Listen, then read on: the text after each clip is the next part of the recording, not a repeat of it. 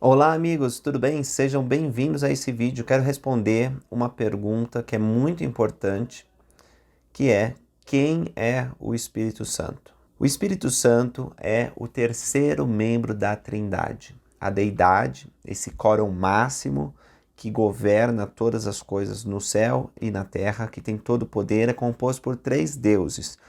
Deus, o Pai, a qual nós nos dirigimos em oração, que criou nosso espírito e que é o governante supremo de todas as coisas.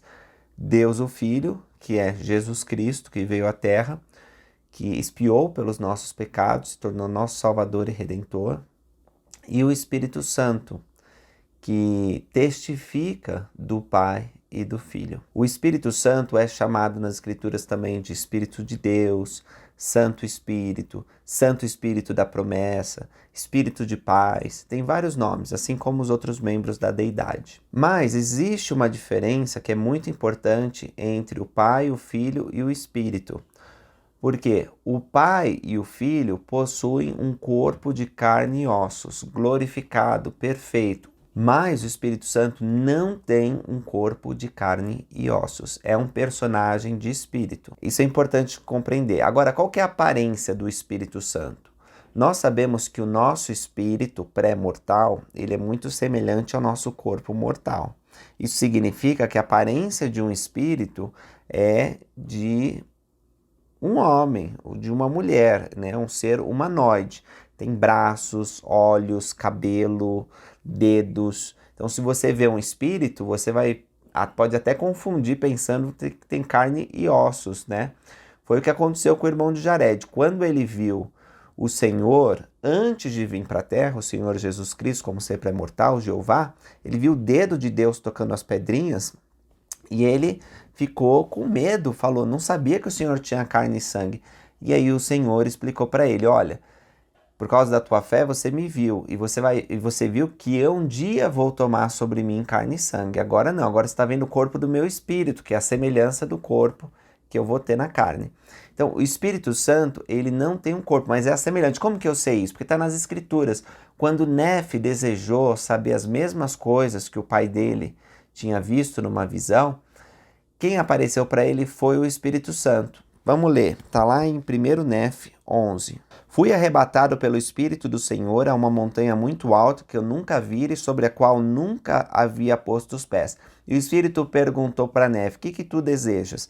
E ele respondeu, quero ver as coisas que meu pai viu. E o Espírito perguntou, você acredita que o seu pai tenha visto aquela árvore?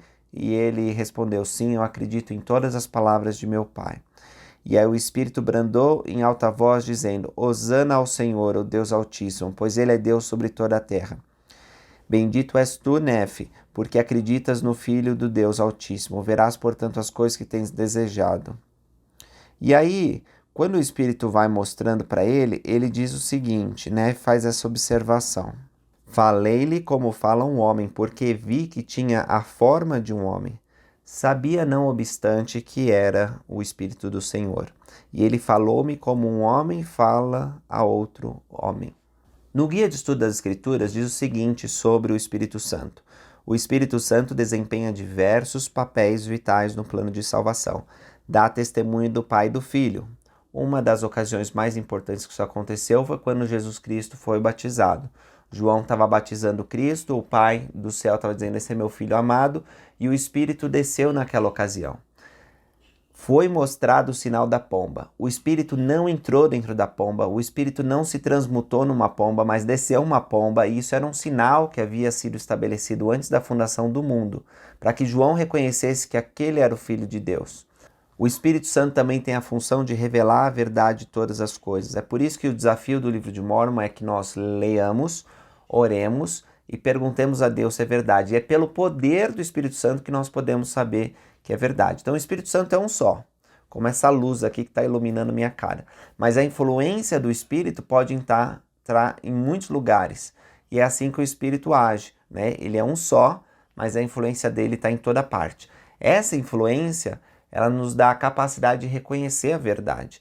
Cada um de nós tem a luz de Cristo, que é uma influência divina que enche a imensidão do espaço e que torna todas as coisas vivas, operantes, em movimento. E o Espírito Santo trabalha com a luz de Cristo para que nós possamos ser guiados à verdade. Então, por exemplo, quando os missionários do Senhor Jesus Cristo ou as escrituras que testificam dele chegam até você, você pode sentir que elas são verdadeiras pelo poder do Espírito Santo. Essa influência, ela fica mais forte e você consegue reconhecer a verdade. O dom do Espírito Santo é a capacidade de ter esse poder constantemente na sua vida. E o dom do Espírito Santo só é dado depois que nós somos batizados pela água. Aí então vem o batismo de fogo, que é a concessão do dom do Espírito Santo. Já pensou ter um Deus ao seu lado para te ajudar em todos os desafios da vida? Essa é a bênção de ser um santo dos últimos dias, porque depois do batismo nós recebemos o dom do Espírito Santo. Não é de se admirar que quando, diante do presidente dos Estados Unidos, Joseph foi indagado qual era a diferença da Igreja de Jesus Cristo dos Últimos Dias para as outras religiões, ele disse, é a forma como o Espírito Santo é dado e como ele se manifesta na vida dos membros. Então o Espírito Santo, ele é essencial para o trabalho missionário, ele é essencial para a Igreja de Jesus Cristo dos Últimos Dias. Nos templos de Deus, os convênios que são feitos, eles devem ser selados pelo Santo Espírito da promessa. Significa que o Espírito vai testificar perante Deus que as coisas que nós fizemos lá são válidas, são verdadeiras. E olha que interessante, o Espírito ele testifica para nós do Pai e do Filho, mas ele também testifica para o Pai e para o Filho de que nossos atos e as ordenanças que participamos são válidas. E aí nós chamamos este papel específico de o Santo Espírito da promessa selando atos e ordenanças que realizamos aqui na Terra. Quando o Espírito Santo testifica a nossa alma, ele o faz com tal intensidade que simplesmente não pode ser negado. Então, quando nós passamos a saber que Jesus é o Cristo, pelo poder do Espírito Santo, isso tem mais força do que a visão ou de qualquer outro sentido físico. Se nós convivêssemos com Jesus Cristo, ainda assim seria possível negá-lo e contra ele, né? Mas se nós recebemos um testemunho do Espírito Santo de que Jesus é o Cristo, aí essas coisas elas não podem ser negadas, sob a falta de que cometeríamos o pecado imperdoável, porque conforme dizem as Escrituras, a blasfêmia contra o Espírito Santo não será perdoada.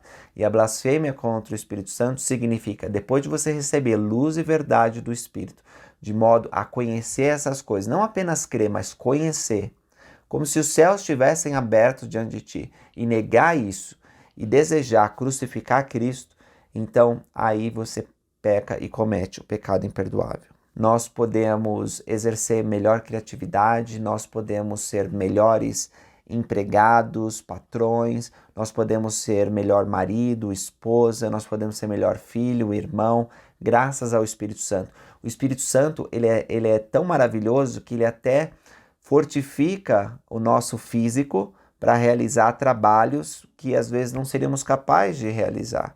Eu lembro muitas ocasiões em que fui santificado pelo Espírito para a renovação do corpo, de modo que quando eu pensava que não tinha forças, porque estava servindo a Deus já e estava realmente cansado, o Espírito renovava e eu subia como asas de águia, falando numa linguagem das Escrituras, com um vigor que eu pensei que não tinha, mas foi o Espírito que me concedeu.